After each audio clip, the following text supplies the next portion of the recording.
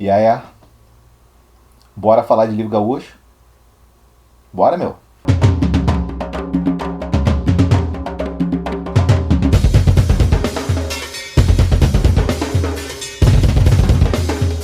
Livro de hoje, Diorama, Carol Ben-Simon, quarto romance da Carol Ben-Simon, seguido aí o Clube de Jardineiros de Fumaça, né, que foi o livro dela que ganhou o Jabuti de melhor romance. Então está aqui o novo romance da Carol.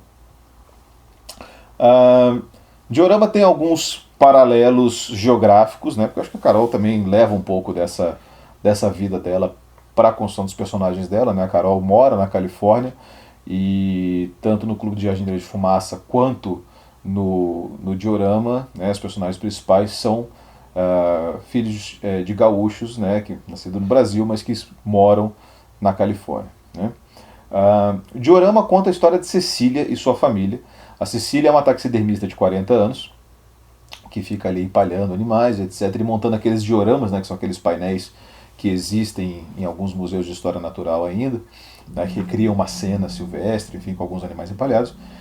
E ela é filha do Raul Matzenbacher, que é um deputado gaúcho que na década de 80 foi acusado de matar um colega de partido dele, também deputado João Carlos Saty. Muito legal porque eu não sabia que esse livro era baseado numa história real. Eu geralmente não me informo muito sobre o livro antes de começar a ler ele. Depois eu pego algum tipo de background aí. Mas de fato isso aconteceu. Né? Teve um deputado gaúcho, que era o José Antônio Daut, que ele foi assassinado por um colega de partido deles, dois do PMDB. Eu já tava pensando assim, caralho, a Carol é muito sagaz mesmo de colocar esses dois caras como sendo do PMDB, porque se tem um partido em que um deputado é capaz de assassinar o outro, os caras sendo tipo do mesmo partido, é o PMDB, cara. Assim, não tem a menor dúvida. Se eu tivesse que fazer assim, cara, vou fazer uma história em que um deputado mata um outro deputado e os dois são do mesmo partido. Qual partido vai ser esse? Cara, PMDB. Assim, sem sombra de dúvida, sacou? Tipo, eu não ia titubear nessa hora se eu fosse criar essa história, mas a realidade já se mostra aí mais clichêsenta do que o habitual. Esse cara, ele era radialista, esse José Antônio Daut, ele era radialista e ele teve uma campanha muito grande pela proibição dos CFCs, né? Porque na época, na década de 80, estava tendo toda aquela discussão a respeito do buraco da camada de ozônio, e foi descoberto que o CFC, né, o clorofluorcarbono, era o principal causador do negócio. Né? Gás de geladeira e spray aerosol tinha muito essa parada. E começou uma movimentação, né? Inclusive mundo afora, mas também aqui no Brasil, e acho que esse cara, esse Daut, ele foi meio que pioneiro aí nesse tipo de pauta. Né? E aí o cenário é mais ou menos esse, assim, a Cecília tá lá, ela tem um namorado que é o Jesse, que é um cara que ele é meio roqueiro anos 70, o cara se veste meio anos 70, e tá em turnê, e ela tá ali meio que não querendo muito se envolver com o cara, querendo meio que fugir, porque é meio que o instinto natural dela, ela não consegue se ligar muito bem com as pessoas, porque ela se estigmatizou muito com esse caso, com esse escândalo familiar dela. E ao mesmo tempo ela recria a infância dela, né, na narrativa, e os eventos que levaram à morte desse João Carlos Saty, que era um amigo da família. O cara estava sempre por ali, ele era um cara encantador, ele andava armado, ele era um radialista fervoroso, não sei o quê. A mulher do pai da Cecília, né, a mãe da Cecília, tinha uma queda por ele, etc. E a gente vai começar a ser apresentado aos poucos, ao longo das quase 300 páginas desse livro, a elementos que adensariam e alterariam a direção das nossas inferências lógicas a respeito do que é que aconteceu afinal de contas. Tem alguns elementos que compõem o romance. Ele é todo muito bem costuradinho nesse sentido. É um romance assim que não deixa muita ponta solta, que é justamente o fato dela ser taxidermista, e a princípio você não consegue correlacionar muito bem assim qual que é a dessa relação. Né? Por que ela fez uma personagem taxidermista que vira um que revira as memórias para tentar desvendar esse caso, né, e vai apresentando ele para o leitor, né. A questão do diorama, né, enfim, o fato do livro chamar diorama, eu acho que dá uma boa pista sobre isso, né. O diorama é esse painel estático, né, de uma vida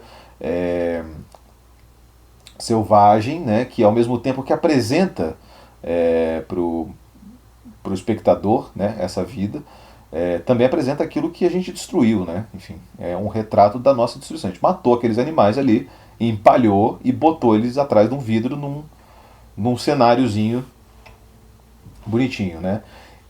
Até tem uma frase aqui que um naturalista fala aqui no livro dela, que ela cita, né?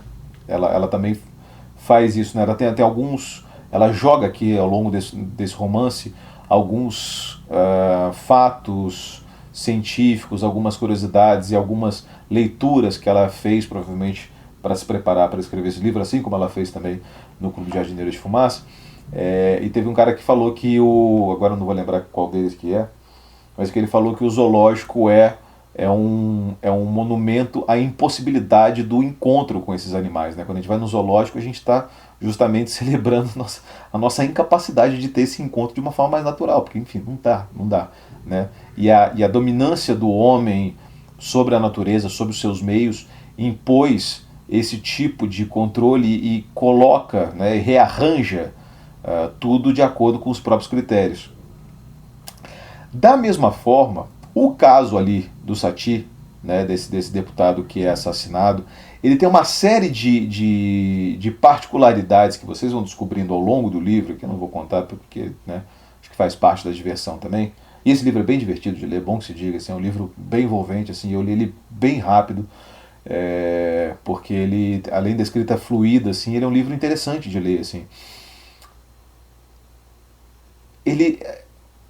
Essas particularidades que envolvem esse crime, elas também dizem respeito a uma certa dominância de costumes ou dominância social que a gente colocou sobre a gente mesmo, e certas pressões que a gente coloca sobre a gente mesmo. Não a gente, né, a gente com a gente mesmo, falando assim, a gente quanto sociedade coloca sobre indivíduos.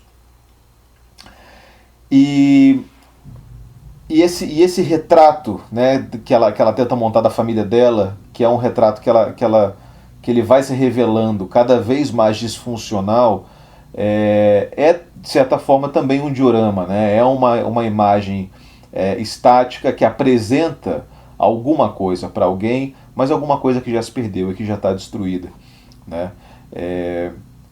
E se foi destruída por esse domínio do homem. Em que se trate ainda de Rio Grande do Sul, em que, né, enfim, como já dizia um dos meus youtubers favoritos, aí, o Mano Lima, né, não é possível falar da história do Rio Grande sem o machismo, o cavalo e a peleia. Né, não? Já assistiu o Mano Lima? Então, de certa maneira, né, os costumes da sociedade brasileira, né, principalmente os costumes gaúchos, influenciam diretamente no desenrolar daquela história. E essa história é sintomático que ela aconteça na década de 80, em 87, né, justamente quando o país estava voltando a se redemocratizar, né, o que mostra ali também simbolicamente um certo começo violento da nossa democracia, né, que é mais ou menos o que o Lucas afirmou na segunda parte do livro dele lá, O Escritor Morre à Beira do Rio, né. É mais ou menos não, é completamente o que ele afirmou ali, né, naquela segunda parte, quando ele conta a história daquele povo todo morto naquele bar. Então, assim, achei isso muito bom, assim, de novo, assim, eu estou meio impressionado, assim, porque é uma história que realmente aconteceu, né, e aqui está ficcionalizada, né, enfim, dramatizada, e a Cecília, enfim, mora nos Estados Unidos e tem dificuldade de criar conexões com as pessoas porque ela, como eu falei, né, ela se sente estigmatizada por causa disso, né? E eu tava pensando quando eu tava lendo também, falei assim, porra, também genial porque gaúcho assim, né, cara, gaúcho, acho que as paradas que acontecem no Rio Grande do Sul, todo mundo sabe que acontece, mas ninguém sabe. O Rio Grande do Sul, ele é culturalmente muito distante do resto do Brasil, assim. Aí os caras saem do Rio Grande do Sul, os caras acham que eles vão encontrar uma extensão do Rio Grande do Sul no resto do Brasil, no resto do mundo, e não encontra. E fica pensando assim, nossa, mas não tem amor carioca aqui no Rio? Tipo, né? Tipo, não, aqui não, né, essas paradas de Neugebauer, essas marcas de chocolate que só tem aí, cara, não tem lugar nenhum aqui no Brasil, né? Ah, mas o Bideobaldi não é famoso no resto do Brasil? Eu falei, não, cara, não é essa coisa, tipo, não é, essas paradas acontecem só lá, né?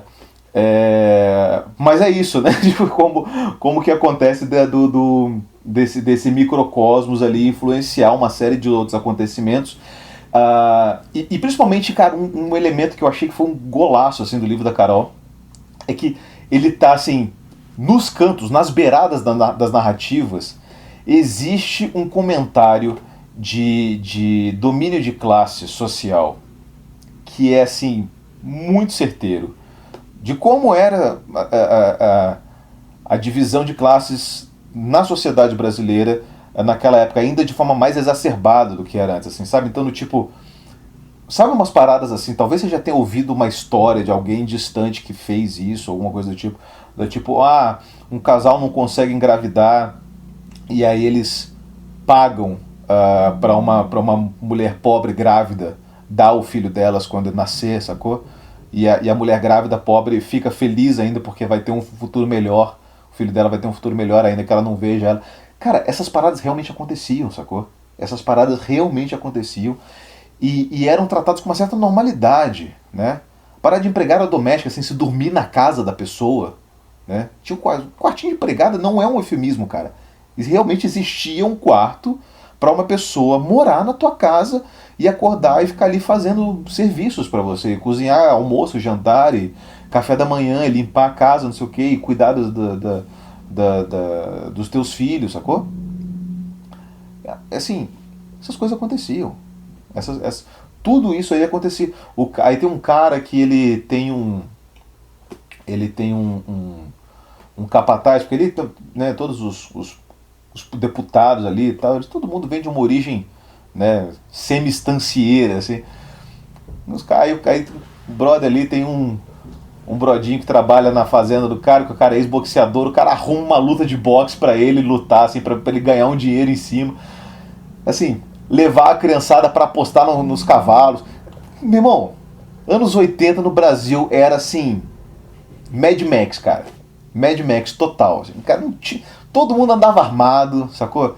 Eu tinha ali na praia ali em que eu nasci, clássico caso aí do Léo, né, que é um médico aí né, que porra, ia pro hospital de jaleco, ia de skate, ia com um revólver no coldre, sacou? Meu irmão, esse era o nível de aleatoriedade dos anos 80. Assim, então, porra, excelente recorte temporal aí pra fazer uma história bem maluca, né? E tem vários elementos ali que eles vão se ligando e vão piorando a coisa, mais ou menos no estilo do Mutatis Mutandis, assim, em proporções bem menores, inclusive, do casamento do Nelson Rodrigues. Não sei se você lembra desse romance, né? Que é um romance que começa com uma história muito normal, né? A filha de um cara vai casar. E o que era para ser uma história assim, tipo, ok, vai ficando cada vez mais escabrosa, assim, né? Então, mais ou menos nesse sentido. E a gente vê como certos debates públicos interferem na vida particular das pessoas e como certas coisas particulares das pessoas interferem em rumos sociais enfim, do país, etc. Tem um comentário que aparece mais para frente no livro sobre a questão LGBTQIAP+. Pô, agora que tem mais, pode só chamar de G+, galera. Vamos combinar. Já tem o mais, né? O mais quer dizer o mais outras letras, não é isso? Pode ser G+, tá difícil, cara. Já tem muita letra. Eu tava tentando aprender, mas agora tá... Não tô mais conseguindo decorar tudo. Não tô mais com cabeça pra isso, cara. Agora tem uma parada de 2 também, você viu? Que é o Two Spirits, que é uma identidade de gênero nativa americana, de, porra, tem 2 espíritos, não tem a ver com binário. Porra, cara, tá difícil, cara. Tá difícil. Que vai aparecer mais pra frente do livro. E que me marcou muito profundamente, assim, porque para além dos comentários sobre a época e sobre música e sobre cultura pop de uma maneira geral que pipoca aqui ali no livro. Porra, teve uma frase ali, cara, que eu fiquei meio pensando, porque daí tem um cara ali que se descobre gay, né, em dado momento. E aí tem uma hora que ele fala assim, pô, cara, essa galera aí que veio aí uma geração depois, com negócio de orgulho já, bandeira, você aí não vai saber o que que era você sentir ódio de você mesmo, sacou? Você se sentir meio esquisito. Porque naquela época ali, cara, não tinha arco-íris pra gente não, cara. Era só porrada e AIDS. Eu falei, porra. Me deu um negócio aqui assim, eu falei, porra, pode crer. Né? Então acho que assim, acho que os comentários são muito pertinentes, fazem, de certa forma, ligam, né, culturalmente os anos 80 com o movimento bolsonarista que o Brasil teve, né, porque no momento em que o livro é narrado, o Bolsonaro está sendo alçado ao poder, começam as manifestações a favor dele, pedindo ele para ser presidente, etc.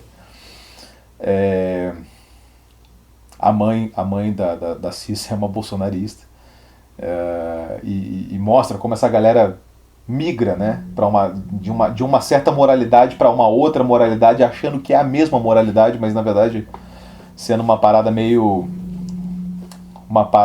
vaudeville da moralidade original, sei lá, e de como essas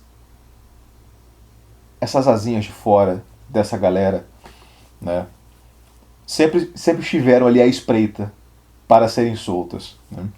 Então assim, eu estou tentando fazer essa resenha sem entregar muito do livro, porque eu acho que um dos grandes méritos desse livro aqui é ele te apresentar, e acho que também isso tem muito a ver com o fato da maneira como eu li esse livro, que é a maneira de ele te apresentar uma história e você vai você vai se inteirando dela aos poucos, né? Não é tanto uma situação, mas você vai adicionando dados, adicionando informações, adicionando fatos ali à história, e a história vai ganhando, cara, uma tridimensionalidade muito interessante por conta disso, né? Então, assim, aí fica um pouco difícil para mim falar desse livro sem entregar muita coisa, tá? Mas assim, cara, gostei demais dele. Então fica a dica para vocês lerem. Acho que a Carol marcou mais um golaço aí com esse livro, né?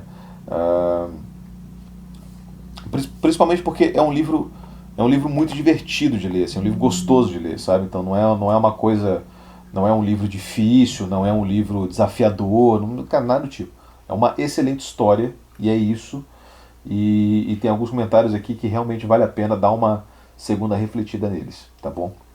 Então é isso, galera. Diorama, Carol Ben-Simon, Companhia das Letras mandou aqui gentilmente. Já faz um tempo já que o romance foi lançado no final do ano passado. A gente só leu agora, mas ainda em tempo, beleza? Galera, se inscreva no canal, ajuda a gente lá no Catarse, comenta o que vocês quiserem. Um abraço.